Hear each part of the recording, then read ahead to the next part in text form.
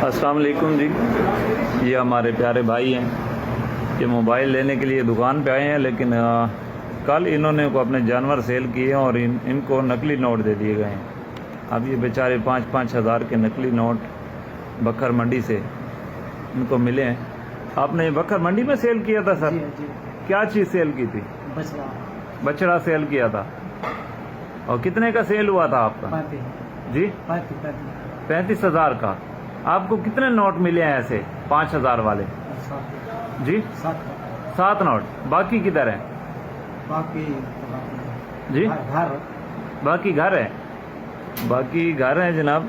और ये एक इनके पास एक नोट था जो ये लेकर आए हैं मोबाइल लेने के लिए, लेकिन ये 2 नंबर है। आप कहाँ के रिहायशी हैं सर? बटिया वाला। नाम क्या है प्यारे भाई का? जी क्या नाम है प्यारे भाई का? अख्तर भाई हैं।